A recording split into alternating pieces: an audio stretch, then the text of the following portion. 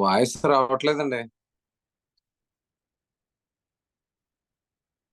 వస్తుందన్నా? ఇప్పుడు వస్తుందండి. ప్రభునామానికి మహిమ కలుగును గాక.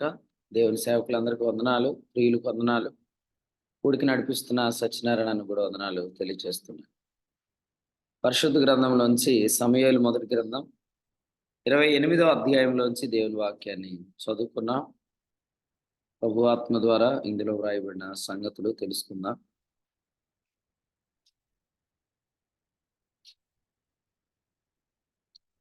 మూడవ వచనం చదువుతాం. సమూయేలు మృతునందగా ఇశ్రాయేలీలు అతని గురించి విలాపం చేసి రామాను అతని పట్టణంలో అతని పాతిపెట్టి ఉండ్రి. మరియు సౌలు కర్ణపిశాచము గలవారిని చిల్లంగి వారిని దేశంలో నుండి వెళ్ళగొట్టి ఉండెను. ఫిలిస్తీన్లు దండెత్తి వచ్చి షూనేములో దిగగా సౌలు ఇశ్రాయేలులందరినీ సమకూర్చెను. వారు గిల్బోవలో దిగిరి. సౌలు ఫిలిస్తీన్ల దండును చూచి మనస్సునందు భయకంపమునంది. యెహోవా యొద్ద విచారణ చేయగా యెహోవా స్వప్నము ద్వారానైనను ఊరీము ద్వారానైనను ప్రవక్తల ద్వారానైనను ఏమీ సెలవీయకుండెను. అప్పుడు సౌలు, నా కొరకు మీరు కర్ణపిశాచం గల ఒక స్త్రీని కనుగొనుడి, నేను పోయి దాని చేత విచారణ చేతునని తన సేవకులకు ఆజ్ఞయగా వారు చిత్తము ఎందోరులో కర్ణపిశాచము గల ఒకటి ఉన్నదని అతనితో చెప్పిరి. ప్రభునందు ప్రియులారా, చదవబడిన వాక్యంలో సౌలు స్వప్నము ద్వారా నైనను ఊరీము ద్వారా నైనను ప్రవక్తల ద్వారా నైనను ఎటువంటి సమాచారాన్ని దేవుని యొద్ద నుండి పొందలేకపోతున్నాడు. ఈ సంగతిని మనం చూస్తున్నప్పుడు వచనం 15లో వ్రాయబడింది, నాకేమీ సెలవీయక ఉన్నాడు అనే మాట. సౌలు ఎలా అంటున్నాడు? నేను బహుశ్రమలో ఉన్నాను అంటున్నాడు. నేను బహుశ్రమలో ఉన్నాను, నాకేమీ ఆయన సెలవీయట్లేదు అని చెప్తుంది. మాత్రమే కాదు, ఇక్కడే మనం 15వ వచనంలో చూస్తున్నాం, దేవుడు నన్ను ఎడబాసి ఉన్నాడు అనే మాట మనం చూస్తున్నాం. 16వ వచనంలో కూడా యెహోవా ఎడబాసెను అనే మాట మనం గమనిస్తున్నాం. కాబట్టి ఈ వచనాలు చదువుతున్నప్పుడు ఆయన ఎందుకు కర్ణపిశాచం గల స్త్రీ దగ్గరికి వెళ్ళాడు అంటే, దేవుడు ఊరీము ద్వారా అయినా ప్రవక్తల ద్వారా అయినా స్వప్నము ద్వారా అయినా దేవుడు సౌలుతో మాట్లాడలేదు. చింతపల్లి ప్రాంతంలో ఉన్న వారు సాక్ష్యం ఇచ్చినట్లుగా ప్రభు వారితో మాట్లాడాడు. అలాగే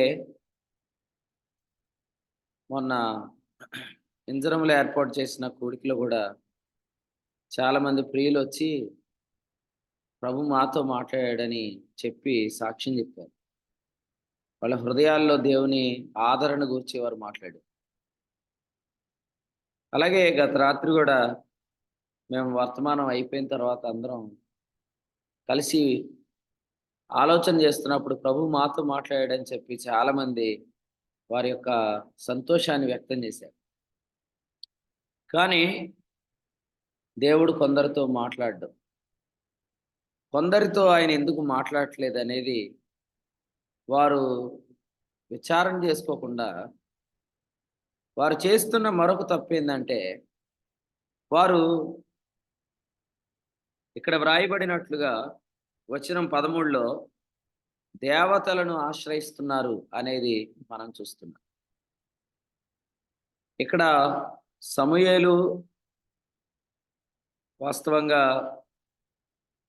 మనకు కనిపిస్తున్నాడు అనుకుంటాం, కానీ ఈ వచనం చదవండి, స్పష్టంగా రాయబడింది, నీవు భయపడవద్దు, నీకు ఏమి కనబడిందని ఆమెను అడుగ్గా ఆమె దేవతలలో ఒకడు భూమిలో నుండి పైకి వచ్చు నేను చూచున్నాను అని. అంటే దేవుని ప్రజలు ఎప్పుడు దేవతల దగ్గరికి వెళ్తారు? దేవుని ప్రజలు ఎప్పుడు దేవతల దగ్గరికి వెళ్తారు అంటే, వాళ్ళు ఎప్పుడు అపవాదిని వాని యొక్క దూతలను ఆశ్రయిస్తారు అంటే, ఎప్పుడైతే వారికి ప్రభు యొద్ద నుండి ఎటువంటి వర్తమానం రాదో అప్పుడే ఈ పని చేస్తారు. కాబట్టి ఈ దినాల్లో మనం చూస్తున్నాం, క్రైస్తవుల వివాహాలు కానీ, క్రైస్తవుల ఎటువంటి నిర్ణయాలు కానీ అన్నిటినీ నిర్ణయిస్తుంది వాస్తవంగా దేవుని వాక్యం కాదు, దేవుడు కాదు. వారు ఆధారపడుతుంది ఎక్కడంటే, వారు ఆధారపడుతుంది దేవతల మీద ఆధారపడుతుంది. కారణము చాలా స్పష్టంగా ఈ అధ్యాయంలో రాయబడింది. కారణం ఏంటంటే, మరి దేవుడు వారితో ఏమీ సెలవివ్వట్లేదు, దేవుడు వారితో ఏమీ మాట్లాడట్లేదు. నేను ఇలా చెప్తాను చూడండి.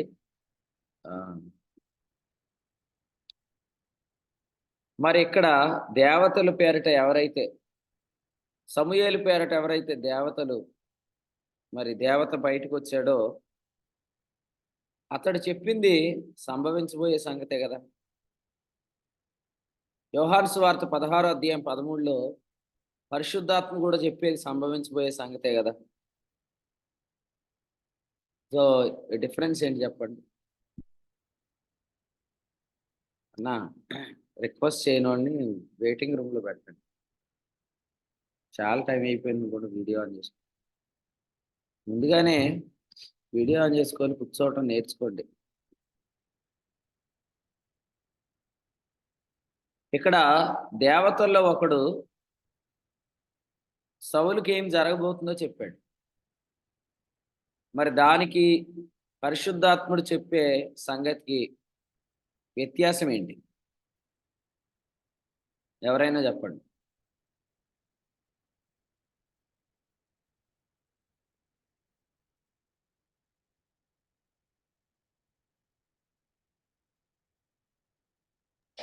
సౌలు భయపడ్డాడు. ఇక్కడ పరిశుద్ధాత్ముడు చెప్పే సంగతులు మనకు నిరీక్షణ కలిగిస్తాయి, కానీ ఇక్కడ సౌలు భయపడ్డట్టుగా చూస్తుంది. విషయం ఏంటంటే, సంభవించే సంగతి చెప్పాడు కదా దేవత. సంభవించే సంగతి పరిశుద్ధాత్ముడు చెప్తాడని మాత్రం మనకు తెలుసు. కానీ ఇక్కడ దేవతల్లో ఒకడు సంభవించే సంగతి చెప్పాడు కదా. అలా సంభవించిందా లేదా అంటే సంభవించింది. మరి దీని విషయంలో మనం ఏం మాట్లాడతాం?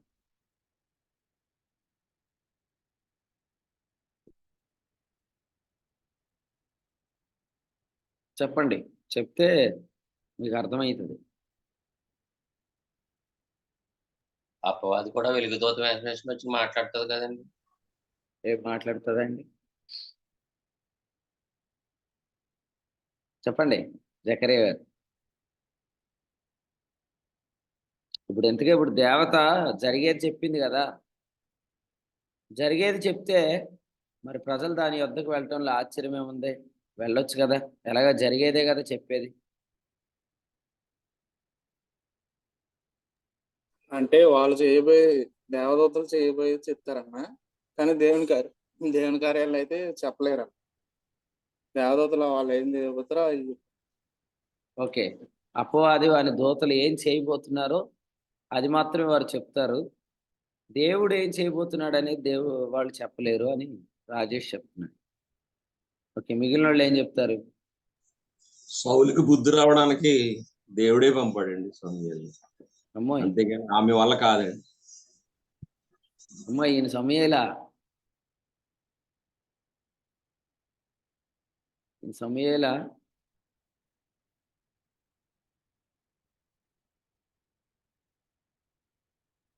సరే, మిగిలిన వాళ్ళు ఎవరైనా చెప్పండి. ఇంకా ఆనంద్ అన్న దగ్గర చాలా ఇది ఉంటుంది అన్నమాట, కంటెంట్ ఉంటుంది. నేను చాలా పుస్తకాలు చదివి జ్ఞాని ఆయన, అందుకని అందులో నుంచి ఒక విషయం ఇస్తాడు అనమాట. ఇంకా ఎవరైనా చెప్పండి, ట్రై చేయండి. అంటే వాళ్ళు జరగబోయేది చెప్పారు కానీ జరిగే దాని నుంచి కాపాడలేరు. కానీ దేవుడు చెప్పి దాని నుంచి మనల్ని రక్షిస్తాడు. ఓకే. యోహాను సువార్త 16వ అధ్యాయం 13 ప్రకారం పరిశుద్ధాత్ముడు సంభవించబోయే సంగతులు ఏదైతే తెలియచేస్తాడో అవన్నీ కూడా పరిశుద్ధాత్మ కార్యాలు. అందుకనే మీరు చూడండి, పేతురు రాసిన మొదటి పత్రికలో 1వ అధ్యాయం ఇక్కడ 10 నుంచి మీరు చదివితే 12వ వచనంలో పరలోకము నుండి పంపబడిన పరిశుద్ధాత్మ వలన మీకు సువార్త ప్రకటించిన వారి ద్వారా మీకు ఇప్పుడు తెలుపబడిన సంగతులు అని చెప్పాడు కదా. ఈ సంగతులు అనేవి ఏవైతే ఉన్నావో వాటి గురించి మాట్లాడుతూ 12లో ఏమన్నాడు? దేవదూతలు ఈ కార్యములను తొంగి చూడగోరుచున్నారు అన్నాడు. సో పరిశుద్ధాత్మ ద్వారా తెలియబడే ప్రతి సంగతి కూడా పరిశుద్ధాత్మ యొక్క కార్యాలు. ఆత్మ కార్యాలు ఏ కార్యాలు? ఆత్మ కార్యాలన్నీ కూడా హెబ్రీయులకు రాసిన పత్రిక 9వ అధ్యాయము 11వ వచనం చదవండి. అయితే క్రీస్తు రాబోచున్న మేలుల విషయమై ప్రధాన యాజకుడు అని వ్రాయబడింది. కాబట్టి సంభవించబోయే సంగతులు పరిశుద్ధాత్మ కార్యములు, అవి రాబోచున్న మేలులు. ఇక్కడ దేవత చెప్పిన మేలేదో చెప్పండి ఎవరైనా. సౌలుకు దేవత చెప్పిన మేలు.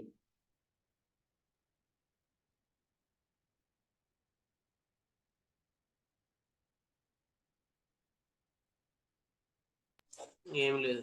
ఏమీ లేదు. మీరు చదివితే ఏమీ లేదు ఆడ. పరిశుద్ధాత్ముడు చెప్పే సంగతులకు, పరిశుద్ధాత్మ కార్యాలకు వాక్యం చెప్పిన పేరేందంటే రాబోచున్న మేలు. దురాత్మ వాడు చేసే పని వాడికి తెలుసు కాబట్టి వాడు చెప్తాడు. గతంలో కూడా మనం విన్నాం, దానియేలు గ్రంథంలో నెబుకద్నెజరు కనిన కళ యొక్క భావం వాస్తవంగా అది దేవుని మర్మం. అందుకని అది ఆ జ్యోతిష్కులకు, అక్కడున్న గారడి విద్య గల వారికి ఎవ్వరికి కూడా అది బయలుపరచబడలేదు. కాబట్టి నా గురించి దేవతలకు కూడా తెలుసు, నాకేం జరగబోతుందంటే ఏం తెలియదు మీ గురించి. దేవుని ఆత్మ మిమ్మల్ని నడిపించేది ఏది కూడా దేవతకు కానీ దురాత్మలకు కానీ తెలియదు. పరిశుద్ధాత్ముడు చేయబోయే కార్యాలు మనం తెలుసుకోవాలి తప్ప ఇలాగ మనం దిగజారిపోయి ప్రవర్తించకూడదు. గలతీయులకు రాసిన పత్రిక 5వ అధ్యాయం 4వ వచనంలో కృపలో నుండి ఒక వ్యక్తి తొలగిపోయినప్పుడు ఆ వ్యక్తి దేవుని స్వరం వినకుండా అతడు తప్పిపోయాడు అని అర్థం. గలతీయులకు రాసిన పత్రిక 5వ అధ్యాయం 4వ వచనంలో రాయబడినట్లుగా మీలో ధర్మశాస్త్రం వల్ల నీతిమంతులని తీర్చబడి వారు ఎవరో వారు కృపలో నుండి తొలగిపోయారు అన్నాడు. చూసారా? సో ఫాలింగ్ ఫ్రమ్ గ్రేస్ అంటే అర్థం ఏంటంటే వారు దేవుని స్వరం వినకుండా తప్పిపోయారు. హెబ్రీ 12:15లో కూడా రాయబడింది. దేవుని స్వరం రానప్పుడు మనం ఆశ్రయించేవేవైనా అవి మనకు సంభవించబోయే సంగతులు చెప్పవు. పరిశుద్ధాత్మ చెప్పే సంగతులన్నీ పరిశుద్ధాత్మ కార్యాలే, అంటే ఆత్మే చేస్తాడు ఆ కార్యాలు. ఇప్పుడు మీకు ఒక విషయం అర్థమైందా? ఈ కర్ణపిశాచం గల స్త్రీ, సౌలుతో వచ్చిన వ్యక్తులు సౌలుకి ఏం జరుగుతుందో విన్నప్పుడు వీళ్ళు ఎవరైనా అలాగ జరగకుండా తప్పించడానికి ఏదైనా చేయగలరా? మీరు చదవండి ఒకసారి ఈ వచనంలో.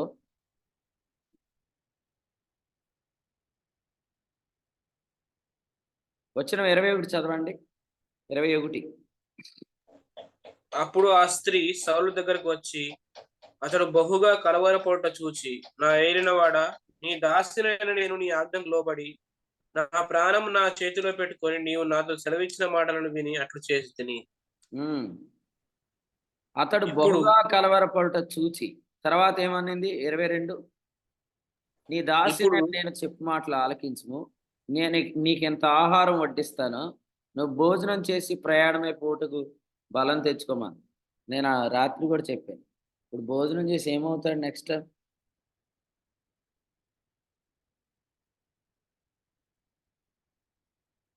సౌలు భోజనం చేసిన తర్వాత ఏమైంది? తర్వాత చచ్చిపోతాడు. చచ్చిపోయేవాడు భోజనం ఎందుకండి?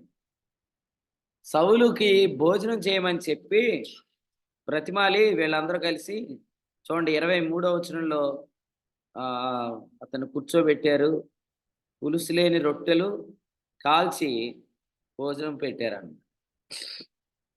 అంత తప్ప ఏం చేయరు. ఏం చేయబోతున్నారో, వాళ్ళకి ఏం జరగబోతుందో ఆ దేవత చెప్పాడు, కానీ వాస్తవంగా ఆ జరగబోయే కీడు నుండి అవి తప్పించలేవు. అవి చేసే కీడు అవి చెప్తాయి తప్ప ఆ కీడు నుండి తప్పించే విషయం వాడి దగ్గర లేదన్న. అందుకనే ఈ వర్తమానం వింటున్న వారు, నేను ఎప్పుడు ఎలాంటి పని చేయనని అనుకోవద్దు.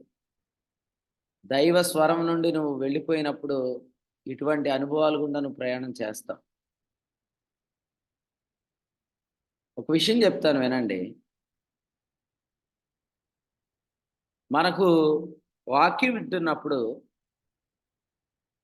మన జీవితాల్లో ఆయన స్వరాన్ని మనం వినటానికి ఇష్టపడాలి. ఆ స్వరం మనకు అనుకూలంగానే రావాలని అనుకోకూడదు. ఎందుకంటే పరిశుద్ధాత్మ మాట్లాడుతున్నప్పుడు ఖచ్చితంగా 3 అనుభవాలు కలుగుతాయి. కొరింథీయులకు రాసిన మొదటి పత్రిక 14వ అధ్యాయంలో 14వ అధ్యాయంలో వచనం 3 చూడండి. క్షేమాభివృద్ధియు హెచ్చరికయు ఆదరణయు కలుగునట్లు అన్నాడు. క్షేమాభివృద్ధియు హెచ్చరికయు ఆదరణయు కలుగునట్లు అన్నాడు. కాబట్టి హెచ్చరిక వస్తుంది. కానీ హెచ్చరిక దైవ స్వరం కాదా? ఆదరణే దేవుని స్వరమా? కాబట్టి ఆలోచన చేయండి. హెచ్చరిక వస్తుంది. హెచ్చరిక వచ్చినప్పుడు కూడా ఇది దేవుని స్వరమే అని నువ్వు అంగీకరించాలి. అంతేగాని హెచ్చరిక వచ్చినప్పుడు దేవుని స్వరం కాదు, ఆదరణ వస్తే దేవుని స్వరము అని అనుకుంటే, అలాంటప్పుడు ఏం జరిగిద్దంటే మనము దేవుని స్వరాన్ని ఇష్టపడలేము, దేవుని స్వరాన్ని వినకుండా తప్పిపోతాం. ఎవరి దగ్గరికి వెళ్తాం? ఎవరి దగ్గరికి వెళ్తాం? ప్రవక్తల దగ్గరికి వెళ్తామా? మాట్లాడడం. ఊరీము దగ్గరికి వెళ్తామా? మాట్లాడడం. స్వప్నాన్ని విచారిస్తామా? మాట్లాడడం.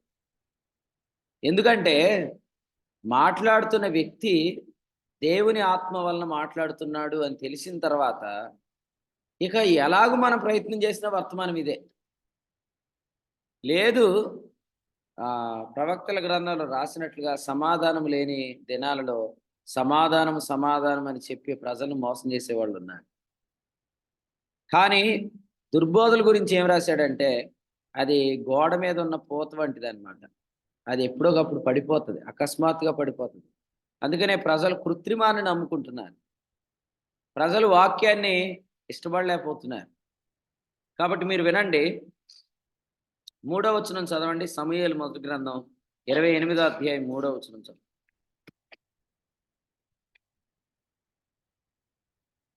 సమూయేలు మృతి పొందగా ఇశ్రాయేలీయులు అతని గురించి విలాపము చేసి రామా అను అతని పట్టణంలో అతని పాతిపెట్టి ఉండిరి. మరియు సౌలు కర్ణపిశాచం గల వారిని చిల్లంగి వారిని దేశంలో నుండి వెళ్ళగొట్టి ఉండెను. ఎందుకు చేశాడు ఈ పని? ఈ పని ఎందుకు చేశాడు? కారణం ఏంటంటే దేశంలో ఎలాంటి వారు ఉంటే దేశం అభివృద్ధి చెందదు. కారణం ఏంటంటే ఫర్ ఎగ్జాంపుల్ మనం చూడండి, పరిశుద్ధాత్మ ద్వారా కార్యాలు జరుగుతున్నప్పుడు, దేవుని ఆత్మ సంగతులు వినిపించబడుతున్నప్పుడు మనము అపవాదిని పొమ్మని ఆజ్ఞాపిస్తాం. యేసు ప్రభు కూడా సాతానును పొమ్మని ఆజ్ఞాపించాడు. ఎందుకు వాడిని పొమ్మని ఆజ్ఞాపిస్తున్నాం?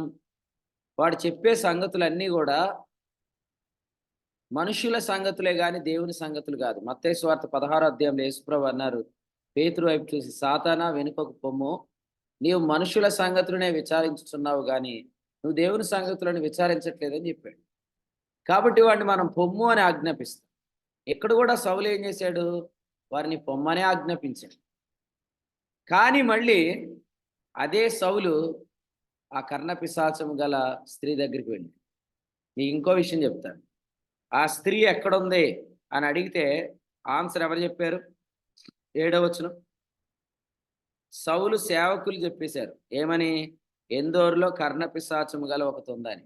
అంటే వీళ్ళకెలా తెలుసు?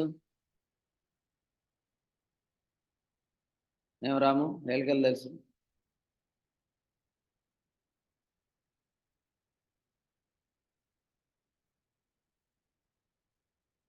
చెప్పండి, మీకు ఎలా తెలుసు? పలానా ఊరిలో పలానా స్త్రీ ఉంది, కర్ణపిశాచం ద్వారా దేవతలను బయటకు తెచ్చి మాట్లాడింపజేస్తుంది. ఎలా తెలిసి సౌలు సేవకులకి? వారు కూడా వెళ్ళారు కదా. వారు కూడా వెళ్ళారు, వారు కూడా అక్కడే విచారణ చేస్తున్నారు. కాబట్టి మీ టైం వచ్చినప్పుడు మీరు దిక్కులేని వాళ్ళలాగా మీతో ఉన్న వాళ్ళని అడగండి, మీకు చెప్తారు ఎక్కడ తాడు కట్టించుకోవాలి, ఎక్కడికి వెళ్ళి ముహూర్తం పెట్టించుకోవాలి, ఎవరు వాస్తు చెప్తారు, ఎవరు ఏది చెప్తారు, అన్నీ వాళ్ళు చెప్తారు మీకు. ఎందుకంటే వాళ్ళు వెళ్తున్నారు ఆల్రెడీ. సౌలు సేవకులు ఇటువంటి వారు. అసలు దేవుని పద్ధతి ఏంటి? సంఖ్యాకాండం 7వ అధ్యాయం 90 వచ్చింది. కెరూబుల మధ్యలో నుండి, కరుణాపీఠం మీద నుండి ఆయన మాట్లాడతాడు. సంఖ్యాకాండం 8వ అధ్యాయం మొదటి 4 వచనాల ప్రకారం ఆయన 7 దీపముల వెలుగు ముందు పడినట్లు వెలిగించమంటాడు. వెలుగు ద్వారా, ఆయన స్వరము ద్వారా నడిపించబడవలసిన దేవుని ప్రజలు ఎక్కడ పడిపోయారంటే దేవతల దగ్గరికి వెళ్ళి వారు విచారణ చేసేదాకా పడిపోయారు. చూసుకోండి, మన సంఘాలలో ఇటువంటి వారు చాలా మంది ఉంటారు. కారణం ఏంటనుకున్నారు? వారితో దేవుడు మాట్లాడలేదు. అదే ఈ అధ్యాయం నుండి మనం తెలుసుకోవాల్సిన విషయం ఏంటంటే, దేవుడు మాట్లాడనప్పుడు ప్రజలు చేసే పని ఇదే. పోనీ ప్రజలు ఏమైనా సంభవించబోయే సంగతులు తెలుసుకుంటారా అంటే అసలు వాటి వల్ల మేలే కలగదు, వాటి వల్ల మేలు కలగదు. మీరు చూడండి, యెషయా గ్రంథంలో కూడా ఒక మాట చదువుకుందాం. 8వ అధ్యాయం 19 వచనం. యెషయా గ్రంథం 8వ అధ్యాయం 19 వచనం. వారు మిమ్మల్ని చూచి కర్ణపిశాచి గల వారి యొద్దకును కిచకిచలాడి గొనగు మంత్రజ్ఞుల యొద్దకును వెళ్ళి విచారించుడని చెప్పునప్పుడు జనులు తమ దేవుని యొద్దనే విచారింపవద్ద సజీవుల పక్షముగా చచ్చిన వారి యొద్దకు వెళ్ళదగున. అది మళ్ళీ చదువు, ఆ లైన్ మళ్ళీ చదువు. జనులు తమ దేవుని యొద్దనే అది కాదయ్యా, సజీవుల పక్షమున చచ్చిన వారి యొద్దకు వెళ్ళదగునా. అదన్నమాట, సజీవుల పక్షంగా చచ్చిన వారి యొద్దకు వెళ్ళదగునా. సో ప్రజలు దేవుని యొద్ద విచారణ చేయట్లేదు. ఎక్కడికి వెళ్తున్నారు?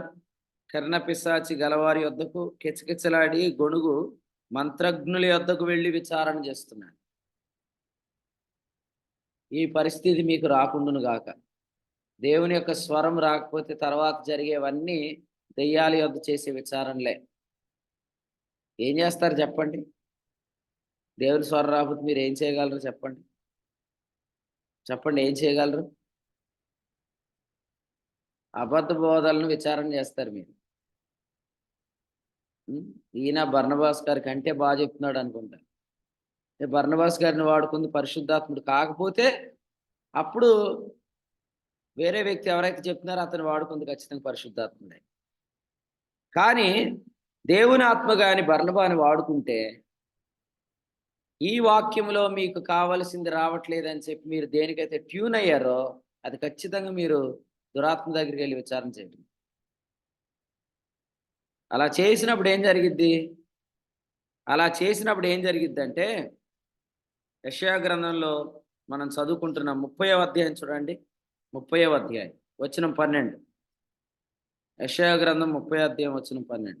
అందుచేతను ఇశ్రాయేలు యొక్క పరిశుద్ధ దేవుడు ఇలా సెలవిస్తున్నాడు, మీరు ఈ వాక్యము వద్దని త్రోసివేసి బలాత్కారమును కృత్రిమమును నమ్ముకొని అట్టి వాటిని ఆధారం చేసుకుంటే గనుక ఈ దోషం మీకు ఎత్తైన గోడ నుండి జోగిపడబోచున్న గోడ అండవలె అగును, అది ఒక్క క్షణంలోనే హఠాత్తుగా పడిపోవును. సో ఈ మాట చదవండి. ప్రజలు వాక్యం వద్దని త్రోసివేసి బలత్కారమును కృత్రిమమును నమ్ముకుంటారు. అది మాకు రాదని అనుకోకూడదు. ఫస్ట్ అంత ఓవర్ కాన్ఫిడెన్స్ వద్దు. అది ఎప్పుడు వస్తుందో అది మీరు తెలుసుకోవాలా. అది ఎప్పుడు వస్తుందంటే దేవుని స్వరం మనకు వినపడటం ఆగిపోయినప్పటి నుంచి వస్తుంది. దేవుని స్వరం గురించి దైవ గ్రంథంలో ఏముందంటే అది విస్తార జల ప్రవాహముల ధ్వని అన్నాడు. ప్రకటన గ్రంథం 1వ అధ్యాయం వచనం 15. అటువంటి విస్తార జల ప్రవాహముల ధ్వని వంటి స్వరం ఎవరికైతే రావట్లేదో వారు చేసే పని ఇది. వారు చేసే పని ఇలాగే ఉంటుంది. ఇలాంటి పని ఎవరైతే చేస్తున్నారో వారి గురించి వాక్యం ఏం చెప్తుందంటే వారు కృత్రిమమును నమ్ముకున్నారు అనే మాట చెప్తుంది. వారు ఏమి నమ్ముకున్నారు? కృత్రిమమును నమ్ముకున్నారు. కృత్రిమమును నమ్ముకోవటం వల్ల ఏం జరిగింది అంటే ఈ దోషము ఎత్తైన గోడ నుండి జోగి పడబోచున్న గోడ అండ అని చెప్పాడు. అది ఎలా పడిద్ది? హఠాత్తుగా పడిపోతుంది. నమ్ముకున్న ప్రతీది కూడా పడిపోయిద్దండి ఒకరోజు హఠాత్తు. కృత్రిమమును నమ్ముకుంటే అది ఒకరోజు హఠాత్తుగా పడిపోయింది. కాబట్టి ఈ వాక్యం వింటున్న వారు ఫిలిప్పీలకు రాసిన పత్రికలో ఒక మాట చదవండి. 2వ అధ్యాయం, ఫిలిప్పీలకు రాసిన పత్రిక 2వ అధ్యాయం మొదటి వచనం చదవండి. క్రీస్తునందు హెచ్చరిక, ప్రేమ వలన ఆదరణ. క్రీస్తునందు హెచ్చరిక, ప్రేమ వలన ఆదరణ అన్నాడు. హెచ్చరిక ఎవరి యందు?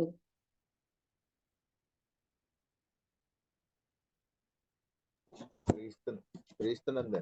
క్రీస్తునందు. మీరు ఎక్కడున్నారు? క్రీస్తులో ఉన్నాం. అంటే హెచ్చరిక ఎవరిది? హెచ్చరిక మీదే. హెచ్చరిక నాకు శత్రువు కాదు. హెచ్చరిక క్రీస్తులో ఉంది, నేను కూడా క్రీస్తులోనే ఉన్నాను. హెచ్చరిక నాదే. ఆదరణ ఎలాగూ? ప్రేమ వలన. అక్కడ రాశాడు ఆత్మయందు సహవాసం. ఏ సహవాసమైనా అని చెప్పి. ఫెలోషిప్ మానేస్తున్న వాళ్ళు ఎందుకు మానేస్తున్నారంటే వాళ్ళకి హెచ్చరికలు క్రీస్తుకు వేరుగా అనుకుంటున్నారు. If you are in Christ, నువ్వు క్రీస్తునందు ఉంటే ఖచ్చితంగా హెచ్చరిక కూడా క్రీస్తునందుదే. ఆదరణ కూడా ప్రేమ వల్లదే. హెచ్చరిక నచ్చట్లేదు కాబట్టి ప్రార్థన మానేస్తావు, సహవాసం మానేస్తావు. ఓ ప్రశ్న అడుగుతాను, సహవాసం మానిన తర్వాత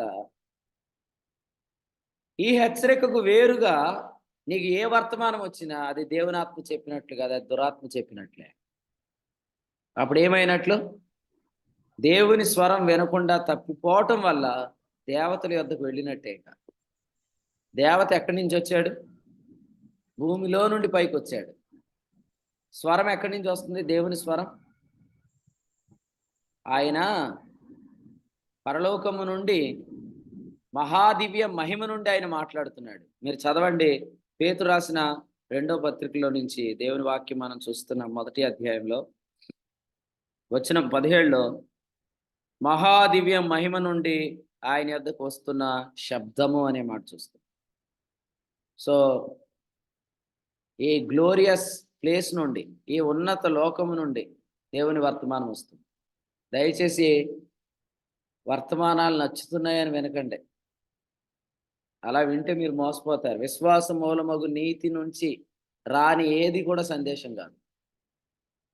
జస్టిఫికేషన్ బై ఫెయిత్ నుండి రానిది ఏది కూడా లివింగ్ బై ఫెయిత్ కాదు.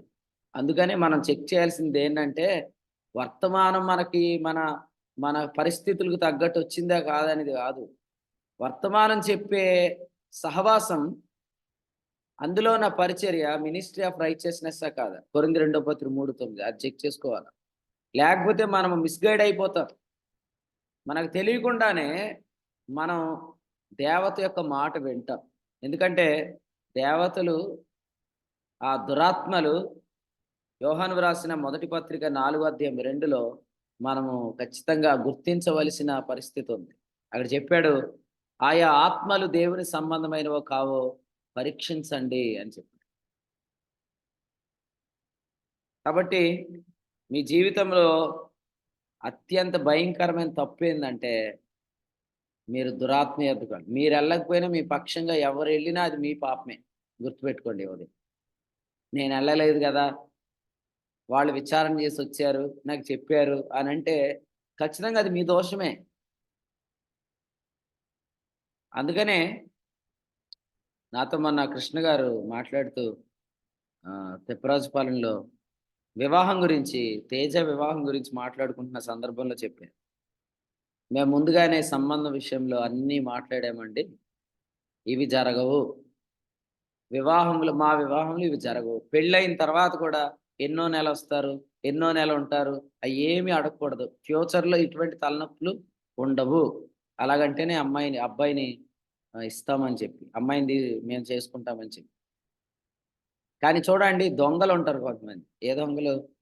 ఈ వాక్యం వింటున్న దొంగలే. ఏ దొంగలు ఈ దొంగలు అంటే, అవన్నీ తర్వాత మాట్లాడుకుందాంలేండి, ముందు అయిపోయినామంటే తర్వాత మనం చెప్పుకుందాం అంటారు. వీళ్ళు దొంగలు కాదు.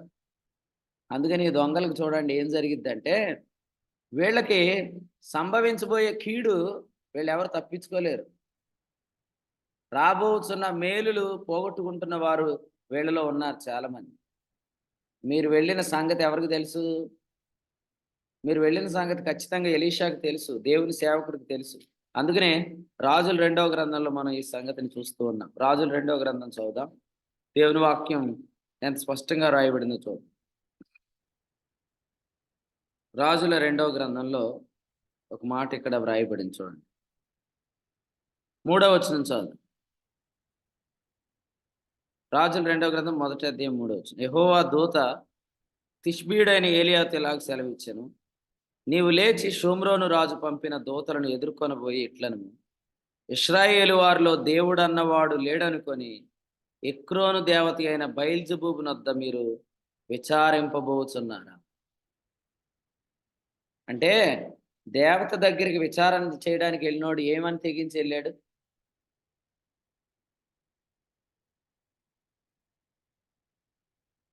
దేవుడు లేడు అనుకోని. దేవుడు లేడు అనుకోని. అది దేవుని వాక్యంలో రాయబడిన మాట ఇది. దేవుడు లేడు అనుకొని వెళ్తున్నారన్నమాట. అసలు వాస్తవం ఏంటంటే, దేవుడు ఉన్నాడు కానీ ఆయన మాట్లాడట్లేదు. అది విషయం. దేవుడు ఉన్నాడు కానీ మాట్లాడట్లేదు. ఆయన ఎందుకు మాట్లాడట్లేదు? ఆయన ఎందుకు స్వరం ద్వారా మాట్లాడట్లేదు? అది సెట్ చేసుకోవట్లేదు. అది సెట్ చేసుకోకుండా ఇప్పుడు కావలసిన విషయం ఏంటంటే, నాకు నచ్చేటట్టు దేవుని వాక్యం ఉండాలి. నేను తప్పు చేస్తున్నా కూడా ఏం చెప్పాలి దేవుని వాక్యం? చెప్పాడు కదా, వారు గాయములను పైనే వారు ఏం చేస్తారంటే, గాయాలను పైనే వారు కడతారనమాట. పుండు అంత ఇన్ఫెక్షన్ అయిపోద్ది లోపల. వీళ్ళ పైన ఏం చేస్తారు? ఆయింట్మెంట్ పోస్తారు, డ్రెస్సింగ్ చేయరు. ఇలాంటి వాళ్ళు నచ్చుతున్నారు. అందుకని ఇక్కడ రాశాడు కదా, యెషయా గ్రంథంలో మనం చదివిన వాక్యంలో ఏముంది? 30వ అధ్యాయంలో గోడ అండ అని చెప్పాడు. ఎత్తైన గోడ అండ. ఒక్కోసారి మీరు చూడండి, ప్లాస్టింగ్ చేస్తున్నప్పుడు వాళ్ళు చేసుకుంటూ వెళ్ళిపోతారు. చాలా ప్లాస్టింగ్ అయిపోయిన తర్వాత మొత్తం అదంతా ఒక ముద్దలా కింద పడిపోద్ది అనమాట. ఎందుకు పడిపోద్ది? అది అతకదు. అలాగే కొంతమంది కవరింగ్ చేసేస్తున్నారు అన్నమాట. ఈ కవరింగ్ చేసే వర్తమానాలే నచ్చుతున్నాయి కొంతమందికి. ఎందుకు? వీళ్ళకి ఏమి వినిపిస్తుంది? ఆదరణ అన్నమాట. నిజంగా అది ఆదరణ? ఇదిగో మనుషులు నేను వెలివేశారని నువ్వేమనుకోవద్దు. మనుషులు నేను తిరస్కరించవచ్చు, తృణీకరించవచ్చు, విసర్జించవచ్చు, గెంటేయచ్చు అని చెప్పి ఏదో వచ్చింది వర్తమానం. ఈ వర్తమానం వాస్తవంగా మనుషులు నిన్ను విసర్జించలేదు, ప్రభువు నిన్ను శిక్ష చేస్తున్నాడు, ప్రభువే నిన్ను వెలివేశాడు, ప్రభువే నిన్ను శిక్షకు అప్పగించాడు. ఈ విషయంలో ఎవడో వచ్చి నీతో ఏం చెప్తున్నాడు? మనుషులు నిన్ను విసర్జించారు, తృణీకరించారని చెప్తే అది వాస్తవంగా నీకు నచ్చింది. నువ్వేం చేసావు? వెళ్ళి దాన్ని హత్తుకున్నావు. వాస్తవంగా అది నీకు వాక్యం కాదు. నేను ప్రశ్న అడుగుతాను. క్రీస్తునందు హెచ్చరిక ఉన్నప్పుడు ప్రేమ వలన ఆదరణ కలగాలి తప్ప, వాస్తవంగా ఆదరణ ఎలా కలుగుతుందంటే, అలాగే చెప్తారులేండి వాక్యం, ఆయన చేయలేదా తప్పు, ఈయన చేయలేదా తప్పు, ఈయన చేయలేదా తప్పు అని ఎవడైతే వస్తున్నాడో వాడి మాటలు విని వీళ్ళు ఏమైపోతున్నారంటే శిక్షకు లోబడట్లేదు. ఇంకో విషయం చెప్తాను, మళ్ళీ మాట్లాడుతున్నాను ప్రభు ఆత్మ ద్వారా. ఎవరైనా శిక్ష చేయబడితే మీరు వారిని శిక్షకు అప్పగించిన వారి కంటే మీరు గొప్పోళ్ళు కాదు. అర్థమైందండి? శిక్షకు అప్పగించేది ఎవరు? హెబ్రీయులకు రాసిన పత్రిక 12వ అధ్యాయం ప్రకారం తండ్రి. తండ్రులు కదా. మీరు తండ్రి కంటే గొప్పోళ్ళ? తండ్రుల కంటే మీరు గొప్పోళ్ళు కాదు అన్నప్పుడు ఏం చేయాలా? శిక్షకు అప్పగించబడిన వాళ్ళ కొరకు మీరు శిక్షకు లోబడేటట్లు ప్రార్థన చేయాలి. కానీ ఏం చేస్తారు? మీరేదో మంచివాళ్ళు అనిపించుకోవడం కోసం వెళ్ళి ప్రభు ఇస్తున్న వర్తమానానికి వేరుగా వాళ్ళతో మాట్లాడటం స్టార్ట్ చేస్తారు. అలాంటప్పుడు ఏం జరిగిద్దంటే వాళ్ళని మీరు మేలులో నుండి తప్పించేస్తున్నారు. హెబ్రీ పత్రిక 12వ అధ్యాయంలో అదే రాశాడు. 10వ వచనంలో ఏం రాశాడు చూడండి, 1-10. వారు కొన్ని దినముల మట్టుకు తమకిష్టం వచ్చినట్లు మనల్ని శిక్షించిరు గాని మనము తన పరిశుద్ధతలో పాలు పొందవలనని మన మేలు కొరకే ఆయన శిక్ష చేస్తున్నాడు. శిక్ష చేస్తున్నప్పుడు మేలే ఆయన ఉద్దేశం. కానీ మీరు శిక్షలో తప్పిస్తే వాళ్ళని ఎందులో తప్పించినట్టు? మేలులోండి తప్పించినట్టు. నేను ప్రశ్న అడిగిన మిమ్మల్ని అందరినీ, ఇన్ని రోజులు వర్తమానాలు వింటున్నారు కదా, మీకు వాగ్దానాలు వస్తున్నాయి కదా, ఇప్పుడే వింటారా? హెచ్చరికలు వచ్చినప్పుడు కూడా వింటారా? ఉంటామండి. హెచ్చరిక వచ్చినప్పుడు కూడా వాసు గారు వింటారు, అందరు వినరు. ఉంటామండి. హెచ్చరిక అందరు వినరు. హెచ్చరిక వచ్చినప్పుడు ఏం చేస్తారంటే ఏదైనా ఈ టైంలో ఆదరించే షార్ట్లు తిరుగుతూ ఉంటాయి అన్నమాట. షార్ట్స్. ఏ షార్ట్స్? Facebook shorts. అప్పుడు ఆ చెప్పే వ్యక్తి విశ్వాసమూలమైన నీత ఏది అంత అవసరం లేదు. ఈ సిచ్యువేషన్ మనకు తగ్గట్టు ఉందా లేదా దాన్ని మనం షేర్ చేసేసుకుంటాం. అప్పుడు అడుగుతారు ఎవరైనా, నువ్వు జస్టిఫికేషన్ బై ఫెయిత్ మినిస్ట్రీ కదా, మరి ఇతడు జస్టిఫికేషన్ బై ఫెయిత్ మినిస్ట్రీ కాదు కదా అంటే, లేదు లేదు లేదు, ఈయన ఏం చెప్పాడు అది కరెక్ట్గా నాకు సెట్, అది నీకు కరెక్ట్గా సెట్ అవ్వట్లేదు, నువ్వు దాన్ని కరెక్ట్గా సెట్ చేసుకున్నావు. శిక్షకు లోబడకుండా ఉండటానికి మీరు ఆశ్రయిస్తుంది దేవుని సేవకుని కాదు, ఖచ్చితంగా దేవతనే. అది మీరు తెలుసుకోవాలా ఖచ్చితంగా. సమూయేలు, మీరు చెప్పండి, ఇదే అధ్యాయంలో సమూయేలు చనిపోయాడు కదా, సమూయేలు చనిపోతే ఆదరించడానికి వెళ్ళని వాడు, సమూయేలు చనిపోతే ఏడవటానికి వెళ్ళని వాడు, సమూయేలు చనిపోతే విలాపము చేయని వాడు ఇప్పుడు సమూయేలుని ఎందుకు రప్పిస్తాడు భూమిలో నుంచి? కాబట్టి ఆ దేవుని సేవకుడు ఈ దేవుని సేవకుడు వేరు కాదు. దేవుని ఆత్మ ద్వారా పలికే వాళ్ళందరూ ఒకటే. ఒకవేళ కానీ దేవుని ఆత్మ ద్వారా వచ్చే సంగతి మనకు నచ్చకపోతే మన కృత్రిమమును నమ్ముకుంటాం, కానీ అది ఎత్తైన గోడ మీద నుంచి పడిపోతున్న గోడ అండవలే ఉంటుంది.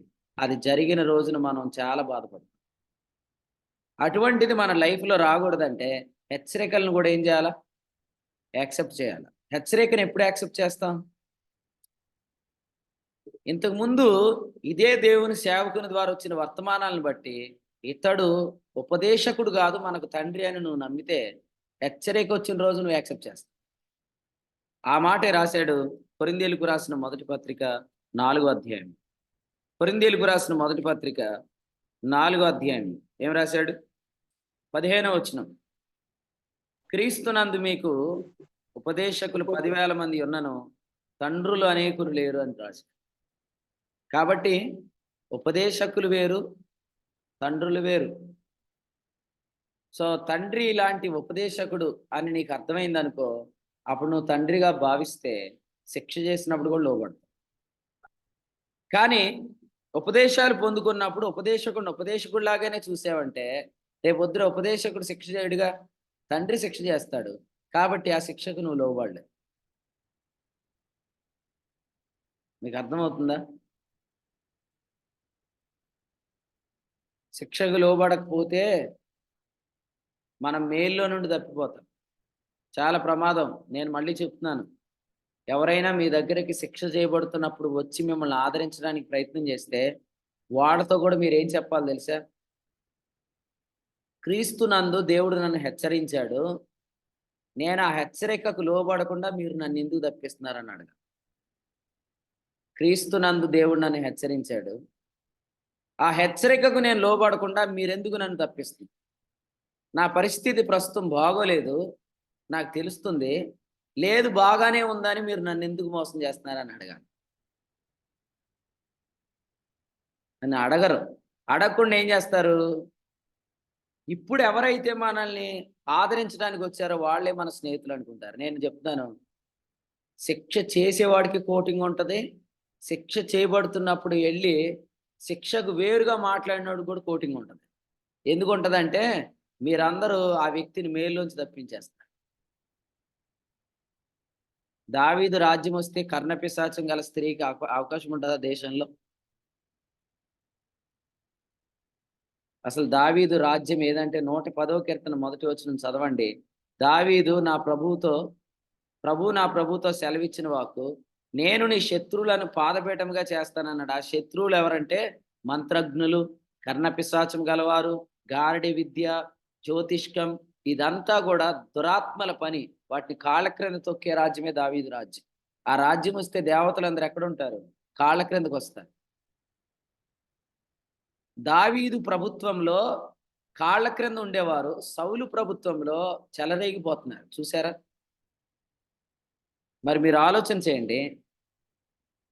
ఈ వాక్యాన్ని మీలో ఎంతమంది వింటున్నారు నాకు తెలియదులే, కానీ ఎంతమందికి నచ్చుతుందో కూడా నాకు తెలియదు. కానీ దేవుని స్వరం వినకుండా తప్పిపోతే ఫైనల్గా మనం రీచ్ అయ్యేది ఎక్కడికి? మళ్ళీ చెప్తున్నాను, మాట్లాడుతున్న పరిశుద్ధాత్ముడే అని మీకు ఎప్పుడు తెలిసిద్దంటే ఏ మినిస్ట్రీ నుంచి ఆ వర్తమానం వస్తుంది. అది మినిస్ట్రీ ఆఫ్ రైచియస్నెస్ అయితేనే అది ministry of the Holy Spirit. కొరింథీ 2వ పత్రిక 3:17 ఏముంది?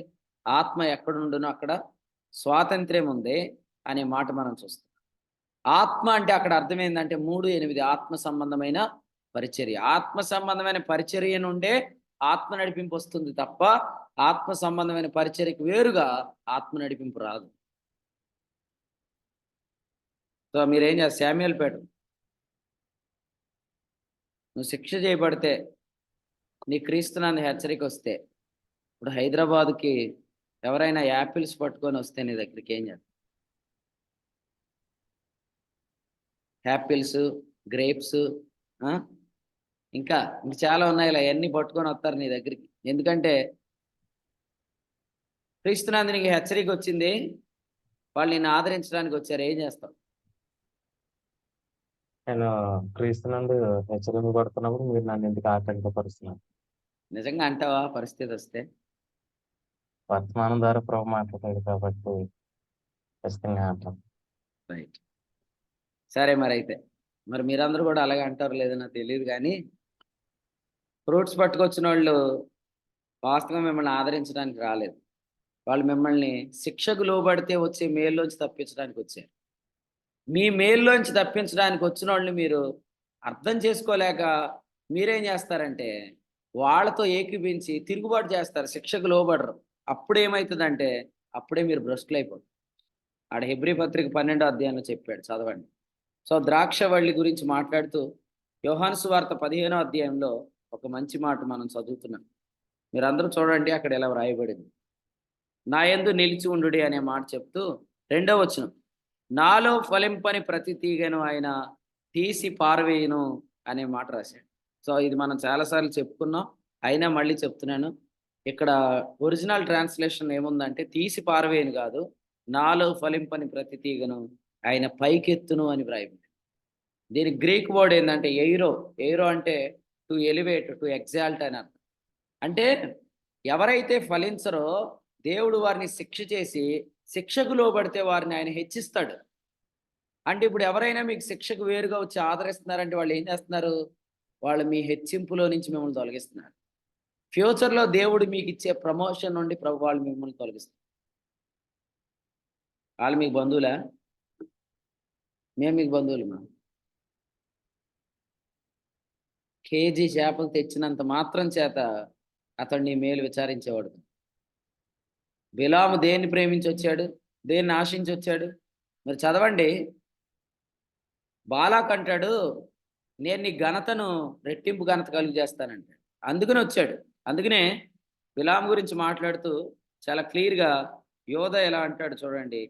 పత్రికలో 11వ వచనంలో బహుమానం పొందవలెనని బిలాము నడిచిన తప్పు త్రోవ. పేతురు రాసిన 2వ పత్రిక 2వ అధ్యాయంలో మాట్లాడుతూ అంటాడు 16వ వచనంలో దుర్నీతి వలన కలుగు బహుమానం. దుర్నీతి వలన కలుగు బహుమానాన్ని ప్రేమించిన బిలాము. బిలాము వంటి వారు ఇప్పుడు కూడా ఉన్నారు. బాలాకు వంటి వారు ఇప్పుడు కూడా ఉన్నారు. కాబట్టి ఈ బహుమానాలను ఆశపడకండి. ఎందుకంటే ఈ బహుమానాల వల్ల మనం వాస్తవంగా వచ్చే ప్రమోషన్ పోగొట్టుకుంటాం. సో ప్రభుకు స్తోత్రం చెల్లిద్దాం. ఈ ఉదయకాలం వర్తమానం ద్వారా మీలో ఎవరైనా దేవుని స్వరం వినకుండా తప్పిపోతున్నప్పుడు స్వరం ఎందుకు రావట్లేదని విచారణ చేయండి. నేను వర్తమానంలో చెప్పి ముగిస్తున్నాను.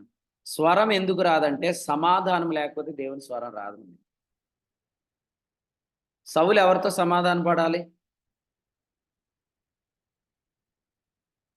దేవునితో. సౌలు ఎవరితో సమాధాన పడాలి చెప్పండి? దావీదుతో. దావీదుతో సమాధాన పడాలి. సౌలు దావీదుతో సమాధాన పడకుండా దేవుని స్వరం వస్తుందా? ఎందుకంటే మీరు హెబ్రీ పత్రిక 12వ అధ్యాయం చదవండి. అక్కడ శిక్ష చేయబడుతున్న అధ్యాయంలో ఏం రాశాడంటే అందరితో సమాధానం అన్నాడు. దేవునితో సమాధానం గురించి చెప్పలేదు. చదవండి ఒకసారి కావాలంటే. హెబ్రీలకు రాసిన పత్రికలో 12వ అధ్యాయంలో ఏముంది చదవండి. వచనం 14లో అందరితో సమాధానమును పరిశుద్ధత కలిగి ఉండుటకు ప్రయత్నించుడి. అక్కడ అందరితో సమాధానం అంటే సౌలు ఎవరితో సమాధాన పడాలా? దావీదుతో సమాధాన పడాలి. సమాధాన పడాలంటే ఫస్ట్ సౌలు చేయాల్సిన పని ఏంటి? నన్ను క్షమించు అని అడగాలి. అడగలేడు. సౌలు దావీదును అడగలేడు. ఏమని? నువ్వు నన్ను క్షమించు అని అడగలేడు. క్షమాపణ అడగాలంటే కూడా ఏం కావాలా? ఆత్మ నడిపింపు కావాలి. చాలా ప్రాముఖ్యమైన విషయం. దావీదును వెలివేసి, దావీదును తరిమేసి, దావీదును ఇష్టానుసారంగా హింస పెట్టేసి ఇప్పుడు దేవుడు మాట్లాడాలని ఊరిము దగ్గరికి వెళ్తావా? ప్రవక్త దగ్గరికి వెళ్తావా? నువ్వు ప్రవక్త దగ్గరికి వెళ్ళినా, ఊరిము దగ్గరికి వెళ్ళినా, నువ్వు స్వప్నంలో ఎదురు చూసినా నీకు స్వరం రాదు. అప్పుడు నువ్వు చేయాల్సిన పని ఏంటంటే దావీదు దగ్గరికి వెళ్ళి సమాధాన పడితే వెంటనే స్వరం వచ్చిద్ది. కానీ అది చేయటం ఇష్టం లేదు కాబట్టి కర్ణపిశాచం గల ఆ స్త్రీ దగ్గరికి వెళ్ళి. కాబట్టి మీ జీవితాల్లో కూడా సమాధాన పడాల్సిందే. సమాధాన పడండి. ఇప్పుడు మీరు చేస్తున్న తప్పేంటో మీకు తెలుసు. అప్పుడు ఏం చేయాలా? అయ్యా నేను ఇలా చేశాను, ఇది చేశాను, నన్ను క్షమించు అని అడగకుండా అది క్షమాపణ అడగటం ఇష్టం లేక ఆ సమాధానాన్ని మీరు కలిగి ఉండలేక మీరు దేవుని స్వరాన్ని పోగొట్టుకుంటారు. పోగొట్టుకున్నప్పుడు ఏం జరిగిద్ది? దేవుడు మిమ్మల్ని ఎడబాసాడని, బహుశ్రమలో మీరు ఉన్నారని మీకు అర్థమైపోయి మీరు ఎలాగూ తెలియకుండానే దేవత దగ్గరికి వెళ్ళిపోతారు. అసలు మీరు అడగాలి కానీ వాళ్ళు చూడండి ఎన్ని రోజుల్లో కనిపెట్టారు. 28వ అధ్యాయంలో వచనం 7వ వచనంలో అప్పుడు సౌలు నా కొరకు మీరు కర్ణపిశాచం గల ఒక స్త్రీని కనుగొనుడి, నేను పోయి దాని చేత విచారణ చేస్తున్నాను తన సేవకులకు ఆజ్ఞగా. వారు చిత్తము ఎందోరులో కర్ణపిశాచం గల ఒకటి ఉన్నదని చెప్పేశారు వెంటనే. అసలు సౌలు ఎలాంటి వాళ్ళని అందరినీ గెంటేశాడు, ఆ దేశంలో లేకుండా చేశాడంటే వాళ్ళు అక్కడక్కడ ఉంటారు. ఎక్కువ మంది అయితే ఉండరు. మరి అక్కడక్కడ ఉండేవాళ్ళు అడ్రస్ కూడా వీళ్ళకి అంత పర్ఫెక్ట్గా ఎలా తెలిసింది? అంటే నువ్వు తప్పాలే కానీ నువ్వు తప్పితే తప్పించే మార్గంలోకి తీసుకెళ్ళడానికి రెడీగా సాతానుగాడు ఏజెంట్లు ఉన్నారు మీ చుట్టూ. ఒక్కసారి మీరు చూసుకోండి మీ చుట్టూ ఎవరున్నారు. జస్ట్ మీరు ఎదిరించండి దేవుని వాక్యాన్ని. మిమ్మల్ని తప్పు త్రోవలో లాగేయటానికి, బిలాము నడిచిన త్రోవలోనికి తీసుకొని పోవడానికి ఆల్రెడీ వ్యూహం సిద్ధమైపోయింది. ఏం చేద్దాం? ఈ ఉదయకాలం వాక్యం విన్న తర్వాత మెలకుగా ఉండండి, జాగ్రత్తగా ఉండండి. దేవుని ఆత్మ చెప్పిన వర్తమానాలన్నీ సంభవించబోయే సంగతులే. ఇది త్వరలో సంభవించబోతుంది అన్నాడు. ఎక్కడన్నాడు చెప్పండి? ప్రభు ఏదైనా వాక్యం చెప్తే ఇది త్వరలో సంభవించబోతుంది అని చెప్పాడు. ఎక్కడ?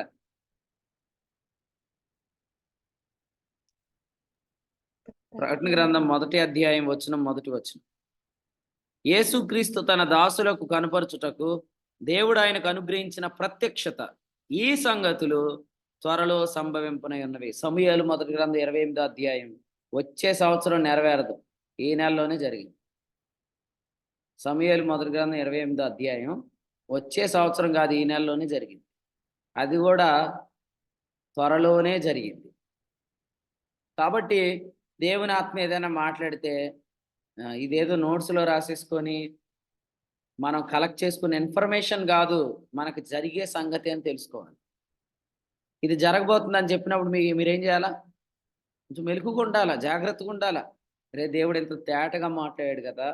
దేవుని స్వరం వినకుండా ఉండటం వల్లనే సౌలు లాంటి వాళ్ళు ఇలా తప్పిపోయారు కదా! అసలు దైవ స్వరం ఎందుకు రావట్లేదు నాకు అనే దాని విషయంలో నేను సరిచేసుకోవాలి కదా! సరిచేసుకోండి. మీ లైఫ్‌లో ఎవరో ఒకరు దావీదు ఉంటాడు. ఆ దావీదు ఎవరో తెలుసుకోండి. ఆ దావీదు చాలా భక్తి కలిగినవాడు. ఆత్మ చేత నడిపించబడుతున్నవాడు. మీరు అతన్ని చాలా బాధ పెట్టారు. మీరు ఫోన్ చేయండి. బ్రదర్ ఐఎమ్ సారీ అని చెప్పండి. సిస్టర్ ఐఎమ్ సారీ అని చెప్పండి. నేను నీకు చాలా విరోధంగా వెళ్ళాను. కానీ దేవుడు నాతో మాట్లాడట్లేదు అని చెప్పండి. ఏం కాదు. దావీదు ఎలాంటోడు తెలుసా? దొరికితే కూడా చంపనోడు. అలాంటోడు నువ్వు సారీ చెప్తే ఊరంతా ప్రచారం చేస్తాడా? అరే సౌలు నాకు సారీ చెప్పాడని దావీదు ఏమని అంటాడు? ఎందుకంటే నువ్వు సారీ చెప్తే నీకు సమాధానం కలిగితే ప్రభు ఆత్మ నీతో మాట్లాడతాడు. కొందరికి దేవుని స్వరం ఎందుకు రావట్లేదంటే వారు చేయాల్సినవన్నీ చేశారు. వాళ్ళు ఇప్పుడు ఆ విషయాల్లో ఏమాత్రం క్షమాపణ అడగలేకపోతున్నారు.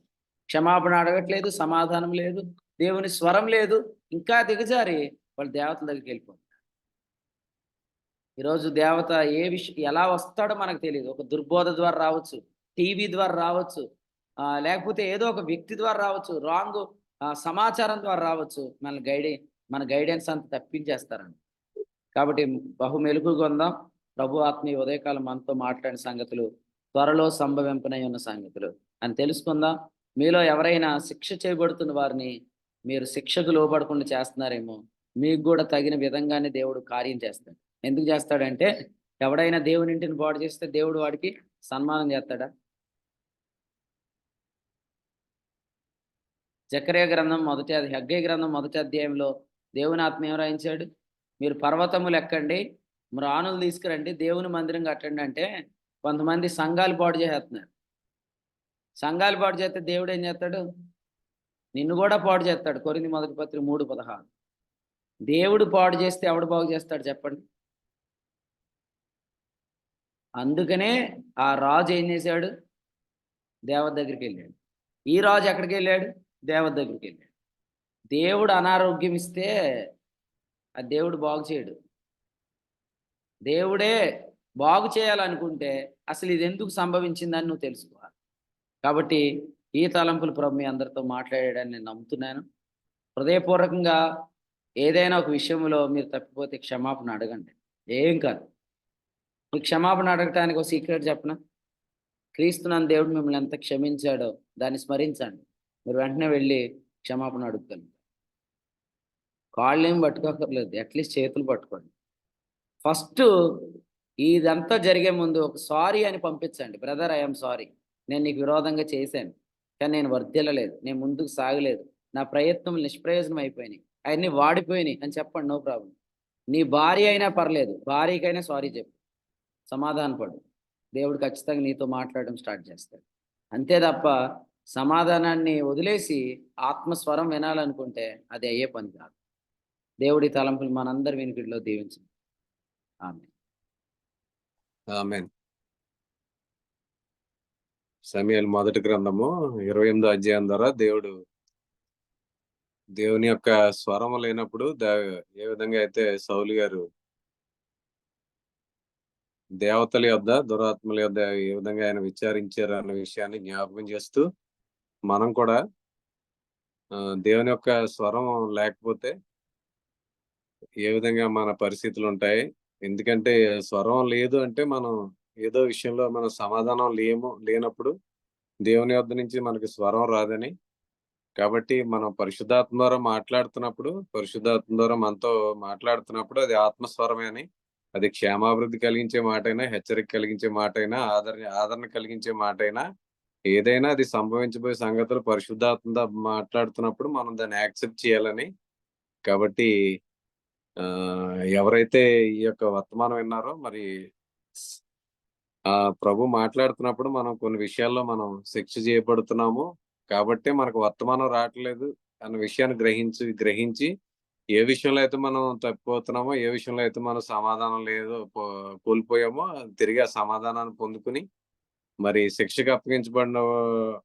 శిక్షకు లోబడితే తిరిగి మనల్ని దేవుడు హెచ్చిస్తాడు అన్న విషయాన్ని ఈ యొక్క వర్తమానం ద్వారా దేవుడు మాట్లాడారు. కాబట్టి ఇది చాలా విలువైనటువంటి వర్తమానం. ఎందుకంటే మనకు దేవుని స్వరం లేకపోతే మన పరిస్థితులు ఎలా ఉంటాయంటే ఇది చాలా ఇదే విషయాన్ని ఎర్రపోతవరంలో మీటింగ్స్ లో దేవుడు చాలా స్పష్టంగా మాట్లాడారు. దేవుని స్వరం లేకపోతే ఏ విధంగా మన పరిస్థితులు ఉంటాయి అన్న విషయాన్ని ఆ రోజున చాలా మంది సహోదరులు అయితే చాలా బాధపడడం కూడా చూసాం. కాబట్టి విన్నటువంటి వర్తమానం మరొకసారి వినండి. ఆ పరిస్థితులు మన ఎవరి జీవితాల్లో సంభవించకూడదని దేవుడు ముందుగానే, ఆయన సమస్తాన్ని ఎరిగిన దేవుడు కాబట్టి ముందుగానే మనతో ఆత్మ ద్వారా దేవుని సేవకులను వాడుకొని మనతో మాట్లాడుతున్నారు.